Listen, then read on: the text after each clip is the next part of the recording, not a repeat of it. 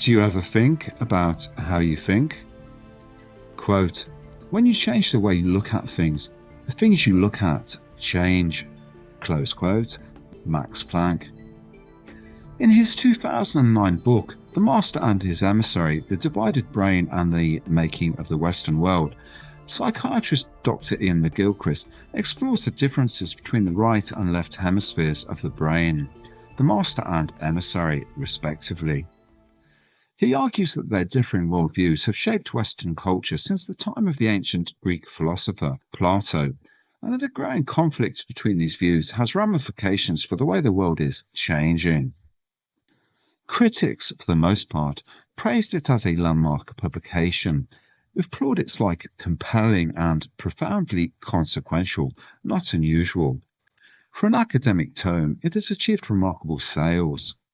In a book that is as much philosophical as psychological, McGilchrist argues that our increasingly left-brained take on life, the universe, and everything is not a good thing, for reasons that become clear.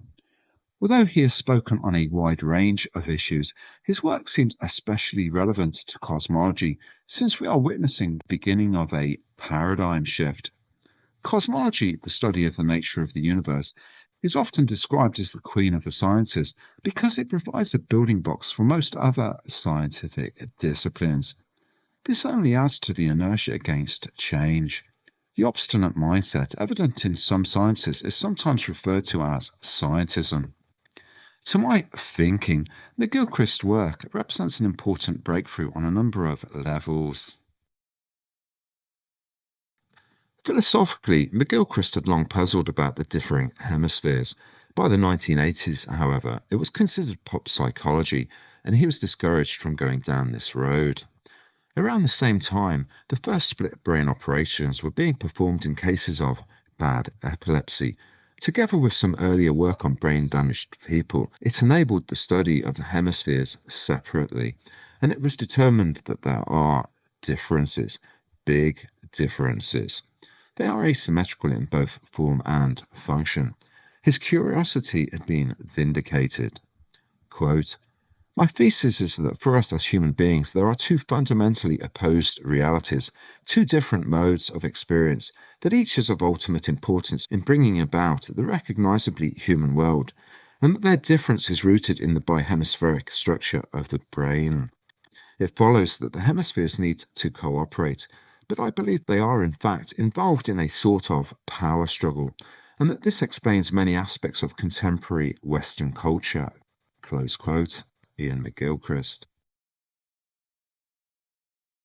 To this day, in popular culture, the left brain is often described as logical and rational, and the right as emotional and creative. While this view contains a grain of truth, it is over-generalized. Although it might be easy to poke fun at pop psychology, the truth is that orthodox psychiatry has not fared any better. Hemispheric differences have long been dismissed, and the role of the right brain played down. In fact, pejorative terms for the right brain are not uncommon in the neuroscientific literature of the last 100 years. In addition to inferior and silent, which were commonplace, Salomon Hensher had this to say in an influential paper contributed to the Brain magazine. Quote, in every case, the right hemisphere shows a manifest inferiority when compared with the left, and plays an automatic role only. The question therefore arises, if the right hemisphere is a regressing organ, it is possible that it is a reserve organ. Close quote. Wow, forget everything you thought you knew. McGilchrist emphasizes that both sides of the brain are engaged in most activities, albeit with different approaches, or reliably different takes on the world. It is better to see the two hemispheres as paying attention in different ways, as he puts it. It's not that they do different things, but that they do things differently. Significantly, the notion that the left hemisphere is boring but reliable, a bit like an old accountant friend, is untrue. It turns out the right hemisphere is less likely to jump to conclusions. It can see both sides of a question. Distinguished neuroscientist Professor V.S. Ramachandran describes the right brain as an effective devil's advocate in this respect. Similarly, McGilchrist describes the right hemisphere as an effective bullshit detector. The left is prone to pathological optimism and quite capable of living in denial. This relates to the fact that the left hemisphere tends to have a high opinion of itself, and the right hemisphere, sometimes described as the quiet side, a more modest opinion of itself. We are talking hubris vis-a-vis humility.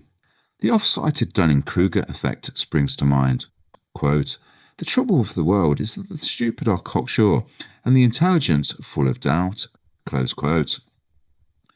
While the left hemisphere is good at routine, the right hemisphere is more about the big picture. It recognizes patterns and connections, and therefore provides context. The left sees a fragmented world, and the right puts the pieces together. A more powerful differentiation relates to the whole-orientated nature of the right brain. It is the right hemisphere that will grasp the moral of a story or get the point of a joke. Also, the left brain, contrary to popular opinion, has emotions, and in particular those relating to anger, intolerance, and disgust. In fact, anger tends to lateralize to the left. Given both sides of the brain are involved in most activities, this led some to believe that there is little difference between them. To support this view, it is sometimes claimed that those with damage to one hemisphere can recover to lead normal lives, with the other hemisphere taking over. Again, this is overgeneralized. As McGilchrist has demonstrated, there are fundamental differences in the way the left and right brain attend to the world. Moreover, research indicates the right brain is better able to take over after trauma. Damage to the right brain generally has more serious consequences for the individuals concerned. This might seem surprising given the left brain is more closely associated with the routines of everyday living, but the mass of evidence supports as much. Quote, "The left brain thinks it is always right. I have often dealt with patients with right hemisphere strokes that simply cannot be moved away from a belief that is obviously false." Close quote, Iain McGilchrist. After a stroke, right hemisphere damage can also result in a drop in IQ, although this is rarely the case with the left. Without the right, the world is stripped of value, depth, and meaning. Metaphors act like bridges between words and experience or reality. They can be essential for expressing deeper meaning. The right brain is associated with metaphor in line with its aptitude for understanding the bigger picture. Here are just a few metaphors that spring to mind, all of which are more evocative than simple descriptive language. A blanket of snow, eyes like diamonds, life is like a highway, a heart of stone, and the heart of a lion. McGilchrist describes metaphor as a, quote, "crucial aspect of language whereby it retains its connectedness to the world," end quote. Laterality refers to the development of specialized functioning in each hemisphere of the brain. One obvious example being handedness, which is the tendency to use one hand or the other to perform various activities. Unfortunately, in the 18th and 19th centuries, discrimination against left-handed people was sometimes institutionalized, including such practices as tying a child's left hand behind their chair if they were caught writing with the left hand. Notably, there is a trend for gifted people, creative and athletic, to be left-handed. In other words, the right hemisphere is more dominant in their everyday lives. It is estimated that about 90% of the world population is right-handed, left brain dominant. In biological terms, the right brain is connected to the left side of the body and vice versa, although the situation is more complicated with vision. The left visual fields of both the left and right eye are connected to the right brain, for example, and contrariwise. There is another way of considering lateralization. The left hemisphere is designed to help us apprehend the world and thus manipulate it, and the right hemisphere to comprehend it, to see it all for what it is. The problem is, in simplifying and subjecting the world to our control, do we lose a true understanding of it? Compounding the problem, Do we take the success we have in manipulating the world as proof that we understand it? By way of a simple everyday example, we don't need to understand the mechanics of a motor vehicle in order to drive it, and it is all too easy to overlook the potential dangers of controlling a ton of glass and metal when we get behind the wheel. Quote, "The left hemisphere is the one that seeks power. It manipulates. It enables us to grab and get. It controls the right hand. From its point of view, anything that stands in its way is some kind of unwelcome constraint." Close quote. Iain McGilchrist. Relating to lateralization and in terms of specialization, I'm reminded of a book I read many years ago. Rich in metaphor, Lateral Thinking by Edward de Bono was published around 1980. De Bono argued that specialists dig their own holes, but at a certain point they are unable to see outside them. I'm reminded of an expression I've occasionally heard in the workplace, quote, "Experts get to know more and more about less and less until eventually they know everything about nothing." Close quote. Yes, stronger language is often used. McGilchrist argues that blinkered left hemisphere training often renders students functionally blind to alternative ways of looking at problems. Quote, "The left hemisphere simply blocks out everything that doesn't fit with its take." Close quote. Many scientists with a narrow specialized training may not be able to see what to a non-expert is obvious. After digging their own holes, to borrow de Bono's metaphor, they will probably be the last to see a paradigm shift in the making. An interdisciplinary approach, by contrast, recognizes the importance of communication between different disciplines, not least because so many scientific breakthroughs have come from unexpected sources outside their field. The right brain is better equipped for this broader view. After all, what are scientific disciplines if not different pieces of the same jigsaw puzzle? Quote, "There are none so blind as those who have learned not to see." Close quote. Michael Armstrong. A related expression springs to mind. Seeing is believing. But is it true? Do we believe what we see, or do we tend to see what we believe? In other words, are we prone to interpret what we see according to our preconceived notions? Quote, "Most of the great discoveries in science were made intuitively through pattern recognition, through seeing Gestalt. They weren't necessarily made by following a linear sequence. The right brain sees no conflict between science, intuition, imagination, and reason. In good science, they all work together. In other words, there is no reason for these things to be set up or talked about as if they are somehow in conflict with one another." Close quote. Iain McGilchrist. McGilchrist refers to the left brain's tendency to see the world as black and white and its habit to categorize as the chaos of bits. Here we can see an obvious corollary with cosmology. The Big Bang and gravity-only cosmology view the universe as mechanical and disconnected after the initial explosion or expansion. In this worldview, effectively nothing has meaning. It's no more than the random collision of elements of matter made up of isolated and decontextualized fragments, where life is essentially purposeless. The plasma view, meanwhile, promotes a connected, you might say holistic, view of the universe. Quote, "From the smallest particle to the largest galactic formation, a web of electrical circuitry connects and unifies all of nature. There are no isolated islands in an electric universe." Close quote. David Talbot and Wallace Thornhill, Thunderbolts of the Gods. There's more going on than the haphazard collision of matter. A picture can say 1,000 words. When we compare the Milky Way galaxy pictured through a standard telescope and then pictured through a radio telescope, we can see the latter reveals its filamentary structure, the threads of plasma that connect stars and galaxies. Were Sherlock Holmes a cosmologist, he might have said, "It's filamentary, my dear Watson." As a matter of fact, Irving Langmuir coined the term plasma in 1927, borrowing it from blood plasma to describe the lifelike and self-organizing behaviors of plasmas in the presence of electrical currents and magnetic fields. In a metaphysical sense, McGilchrist describes consciousness as the stuff of the cosmos.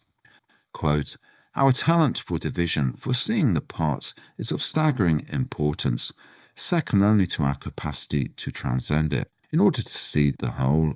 Close quote. Iain McGilchrist. Could it be that the left and right hemispheres of the brain have somehow come into conflict? McGilchrist explains that this power struggle is only a conflict from the left hemisphere's point of view.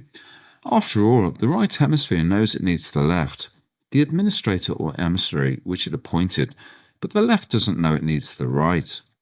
The left is a bit like an adolescent child in this respect, perhaps. It thinks it can do just fine on its own, although in truth it needs the right in order to see Gestalt, to see the whole. Quote, the sheer vehemence with which the right hemisphere has been dismissed by the articulate representatives of the left hemisphere, despite its overwhelming significance, suggests a possible rivalry. I believe there has been, until very recently, a blindness among neuroscientists to the contributions made by the right hemisphere. Close quote. Iain McGilchrist. I've lost count of how many times I've heard so much myth and legend dismissed as the result of ignorance and superstition, long left behind in our rational age. But could we be missing something? Quote, myth in the modern mind is almost synonymous with falsehood. In ancient Greece, mythos was thought to be a greater truth than logos. Close quote. Iain McGilchrist. The Thunderbolts project takes a broad view of mythology and can accommodate many ideas dismissed by orthodox doctrine. The consistent themes and symbols across cultures and continents are acknowledged. Comparative mythologist David Talbot refers to them as the key points of agreement. Consider the auroras, for example. They often produce spiralling and lifelike patterns in the sky. No doubt the ancients interpreted these as the dragons and serpents ubiquitous in myth and legend, especially if intensified auroras, perhaps resulting from solar storms, were visible the world over. Several leading plasma scientists and mythologists contend this was the case. Quote, it would not be too extravagant to state that the principal medium for the stories of creation was auroral light. Close quote. Milton Bernard Zeisman.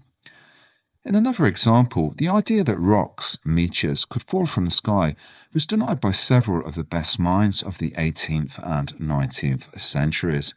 It was dismissed as too ridiculous to merit serious discussion, although the fact was well known to the ancient Sumerians and others.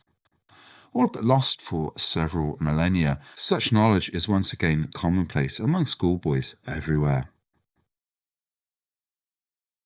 Julian Jaynes' popular and eccentric book, The Origins of Consciousness in the Breakdown of the Bicameral Mind, was first published in 1976.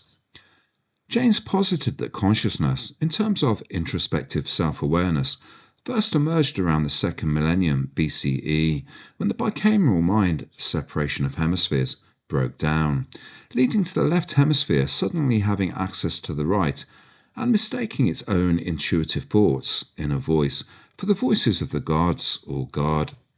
Strange as this may sound, Jaynes rallied some compelling arguments to support his case. He claimed that when the heroes of the Iliad and the Old Testament heard voices giving them commands or advice, they literally heard voices. These voices were their own intuitive thoughts arising from their own mind, but were perceived as external because at the time man was only just becoming aware of his own, hitherto unconscious, intuitive thought processes. Also, when Spanish and Portuguese conquistadors landed in South America, they were surprised to discover that many of the natives saw and heard their statues talking to them. Again, in a literal sense, the statues very often formed a focal point for their community. Jaynes believed this provided some insights into disorders like schizophrenia, given that schizophrenics hear voices, ergo the disorder related to a regression to an earlier state of mind. Jaynes' hypothesis seems reasonable on the face of it, but McGilchrist has a different take. Quote, putting it at its simplest, where Jaynes interprets the voices of the gods as being due to the disconcerting effects of the opening of a door between the hemispheres so that the voices could for the first time be heard. I see them as being due to the closing of the door, so that the voices of intuition now appeared distant, other, familiar but alien, wise but uncanny. In a word, divine. Close quote. Iain McGilchrist. Moreover, McGilchrist points out that there is little, if any, evidence for the existence of schizophrenia before the 18th century. He goes on to explain that, contrary to some popular opinion, the left brain is dominant when a subject is under hypnosis or during a schizophrenic episode. In fact, he sees hyper-rationality as a defining quality of modernity. Both schizophrenia and the modern condition, he notes, deal with the same problem, a freewheeling left hemisphere. Quote, "Our culture is becoming more autistic," close quote, Iain McGilchrist. McGilchrist's work benefits from decades of further research, of course. He recognises that James was close to making an important breakthrough, and indeed did so in some respects. James' work hinted at the possibility of mankind enjoying some form of collective consciousness in the not-so-distant past. The philosophical derivation of the term skepticism means to deny certainty. It is at the heart of good science. Unlike faith-based systems, science seeks to continually test and improve itself. At least this is the ideal. Quote, "I would rather have questions that can't be answered than answers that can't be questioned." Close quote, Richard Feynman. McGilchrist points out that the left brain is more likely to arrive at a mechanistic view of the universe, given its simplistic and reductive take on things. Problems with a modern-day brand of skepticism, often referred to as one-way or pseudo-skepticism, add weight to this conclusion. Quote, "What men really want is not knowledge, but certainty." Close quote, Bertrand Russell. Skepticalaboutsskeptics.org have done some excellent work exposing the questionable motivations of a number of prominent skeptics who seem utterly certain of their worldview. Ironically, the militant brand of atheism that characterizes a number of these individuals is somewhat akin to a cult-like or fundamentalist mentality. It is easy to understand the attraction of the mechanistic worldview because it is simple to articulate. This primitive ontology has many prominent and noisy advocates who delight in ridiculing alternative ideas, and they enjoy plenty of traction in the mainstream media. Quote, "I would also like to put in a word for uncertainty. In the field of religion, there are dogmatists of no faith as there are of faith, and both seem to me to be closer to one another than those who try to keep the door open to the possibility of something beyond the customary ways in which we think, but which we would have to find painstakingly for ourselves.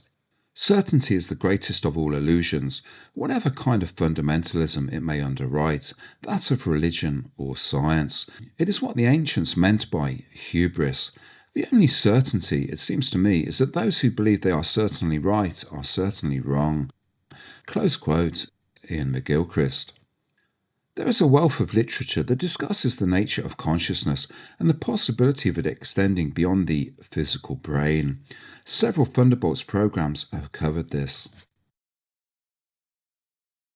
The brain as a machine may have served as a useful metaphor, but the biochemical machinery of the brain is now so deeply embedded in current neuroscientific thinking that many neuroscientists seem to have forgotten that it is a metaphor and tend to view the brain as a machine rather than a personality. This has given rise to another ugly mechanical metaphor, the human as a lumbering robot, or, worse, humans as faulty machines. In the context of transhumanism, much talked about today, the machine analogy is often invoked. The assumption is that we, faulty machines, might be improved with a bit of tinkering, such as the insertion of a microchip and/or a little gene therapy. This is a contentious subject matter because many see it as a potentially dangerous path, needless to say. It seems we have a paradox of sorts. While there appears to be more to the nature of consciousness than mere biochemical machinery, the problem is that the left hemisphere, ipso facto, sees everything as a machine. It has a proclivity for taking things literally. It is the right hemisphere that is required to break out of the loop, but the left hemisphere will resist. The conclusion of McGilchrist's book is entitled The Master Betrayed. This makes eminent sense. While the workings of the brain are a complex subject matter, as demonstrated by his magisterial tone, it is nonetheless possible to draw some straightforward conclusions based on decades of research. McGilchrist shows that while the left brain might be a wonderful servant, it makes for a very poor master. The right brain is more reliable and insightful. Without it, our world is stripped of value, depth, and meaning, together with a sense of the sacred. In many respects, we seem to be living in an increasingly divisive world. In my opinion, his work provides some big clues as to where we are going wrong. It seems clear to me that a lot of experts have dug their own holes and are happy to lie in them so long as the money pours in. From politics and economics to science and medicine. Have we lost sight of the bigger picture? It should be noted that the cerebral hemispheres do not map to the left and right in politics. Most forms of extremism reflect the left brain tendency to see the world in black and white. Quote, "We are headed straight into a good old-fashioned psychosis. We are completely mad as a civilization, in my view. This is not because we all have a schizophrenia, but because this is precisely the way the left hemisphere thinks when it has complete control, of course, when it has no counterbalancing from the grounding effects of the right hemisphere." Close quote, Iain McGilchrist. Questions naturally arise. Is the move to left brain bias inexorable? And how might we restore some balance? At the very least, acknowledging the fact that there are problems with our current take on life, the universe, and everything would seem like a good start. From an electric universe perspective, the inertia of prior belief and vested interests, think grants, egos, and prestige are often talked about in terms of having a negative effect on progress. Reification is another problem, which McGilchrist talks about in terms of representation, where speculative ideas are made real. Cosmology provides a number of interesting examples in this respect. According to conventional wisdom, the universe is now made up of approximately 90% dark matter and dark energy, the exotic hypotheticals required to patch standard theory. Without these generous clutch factors, gravitational cosmology falls down, and yet they remain elusive beyond wishful thinking. Quote, "It is an embarrassment that the dominant forms of matter in the universe remain hypothetical." Close quote, Jim Peebles. How did we get here? Do the protagonists of popular science really think their models can't be wrong? So it must be the universe in the wrong, or hiding something from them. It is no revelation to observe that the digital crash of social media can quickly descend into political tribalism and ad hominem attacks. Furthermore, algorithms that encourage engagement through attention-seeking behavior only serve to increase polarization and animosity. Terms like conspiracy theorist, denier, and even Nazi are thrown about with reckless abandon. The word denial implies that a self-evident truth is being denied, and that the denier is, therefore, an idiot. It's a common semantical trick, a cheap trick all the same, but not uncommon. The black and white tendency of the left brain appears to play its part. Complex issues are all too often reduced to binary choices. Any legitimate concerns about certain medical procedures, related mandates, and lockdowns, for example, were frequently dismissed as anti-vax conspiracies. Much as anyone who dares to question any aspect of the climate change narrative is quickly labelled a denier. The list goes on. Quote, "Anger has become almost the dominant timbre of discourse in social media, and even the public sphere. Anger, intolerance, and a sense of self-righteousness, accompanied by a sense of disgust with anyone different." Close quote. Iain McGilchrist. The mainstream or legacy media are no better, of course. An article in the left-wing UK Guardian newspaper attacked the recent Netflix series Ancient Apocalypse, based on the work of Graham Hancock, insinuating links with far-right ideology, an accusation that is ridiculous in any reasonable analysis. I might not agree with Hancock's conclusions, but he highlights some interesting anomalies that challenge conventional wisdom regarding human history. He deserves to be heard. From the Guardian article, quote, millions have watched Netflix hit Ancient Apocalypse, which is just the latest interpretation of an enduring tale. But in its appeal to race science, it's more than merely controversial, close quote. The situation reminds me of the Velikovsky affair in the 50s, when successful attempts were made to sideline him by underhand means. His publishers, Macmillan, intimidated by threats from academics and scientists, transferred his controversial book, Worlds in Collision, to Doubleday.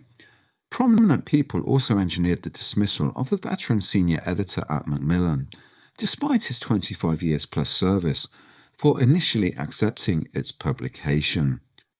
The same scientific establishment lobbied the FCC to fine NBC for broadcasting an alternative view when they aired a television special, The Mysterious Origin of Man, hosted by Charlton Heston in 1996. It was based on another controversial book, Forbidden Archaeology, The Hidden History of the Human Race, published in 1993 by Michael Cremo and Richard Thompson. History reflects that those who resort to censorship and misrepresentation are rarely the good guys. Big science acting as Big Brother obviously isn't a good thing. Quote, science is the belief in the ignorance of the experts, close quote, Richard Feynman. The mob mentality, which seeks to silence dissenting opinions in popular culture, is sometimes referred to as cancel culture. As we can see, this Orwellian mindset has been around for a long time, although it is more pronounced today than ever. A suspicion naturally arises. Does cancel culture reflect the inability of some to compete in the free market of ideas? Quote, the left brain has no sense of nuance, or of there being alternative views. The left brain tries to construct its own reality and tends to get very angry and self-righteous. Close quote. Iain McGilchrist.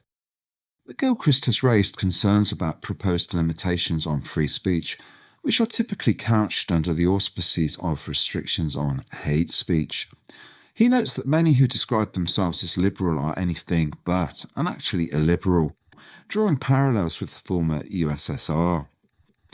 In recent years, the scant regard for freedom of speech in the UK is evidenced by the existence of hate speech laws, the recording of non-crime hate incidents, and the draconian jail sentences that have been meted out for offensive social media posts. These are not the hallmarks of a free country, but one where the authoritarian instinct has not been successfully tamed. This is not an isolated trend. Many in Europe and the US are calling for stricter online regulation, in reality censorship. The problem being that dissenting opinions are easily labelled as hate speech or similar for no good reason.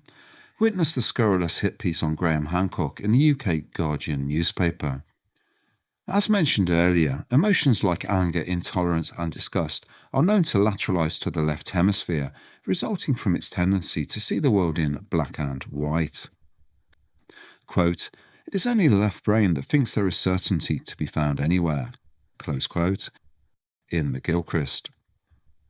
Consider also the fate of Liverpool UK teenager Chelsea Russell, who found herself on the wrong side of the law in 2018.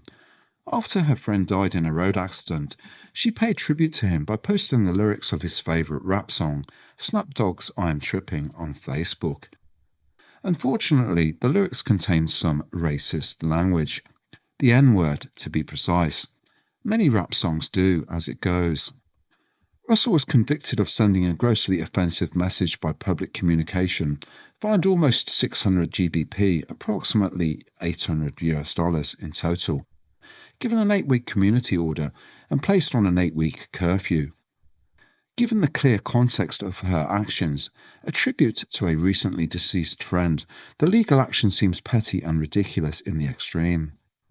Quote, tolerance will reach such a level that intelligent people will be banned from thinking so as not to offend the imbeciles. Close quote. Dostoevsky. What possessed the police and law courts to prosecute for such a trivial transgression? What were they thinking? Sadly, I could quote similar examples ad nauseum from the UK. I have discussed the ideological approach favoured by Wikipedia in previous Thunderbolts programmes. As if to further illustrate this point, Wikipedia have recently labelled the Free Speech Union in the UK as far right. It is headed up by Toby Young, who has represented people across the political spectrum after they have been harassed by law enforcement for social media posts. As it stands, the definition of hate speech in the UK is, in the perception of the victim. This effectively enables malicious persons to complain about opinions they dislike, and to do so anonymously. I'm sure I don't need to explain the implications of this to listeners in the US, where free speech is ingrained in the Constitution. I found this cartoon amusing in the light of recent trends. Titled Near Future Game Show, points are awarded not for correct answers, but for shouting the loudest, and also for taking offence. Many on social media, however, described it as toxic. Mostly those it was taking aim at, of course, the type who consider comedy hate speech and laughter a gateway drug. Is this another example of a limited left-brained take on the world? Quote, "A sense of humour comes from a sense of proportion. And if you can't exercise a sense of humour, and if you don't exercise a sense of humour, then things will become disproportionate." Close quote. Iain McGilchrist. I wish I could disagree with McGilchrist when he says, "We are completely mad as a civilization and heading for a good old-fashioned psychosis." However, the ideological approach that continues to dominate in so much so-called science, together with poisonous cancel culture and recent bizarre decisions in law, appear to add weight to his conclusion. It's not funny, but it makes you think.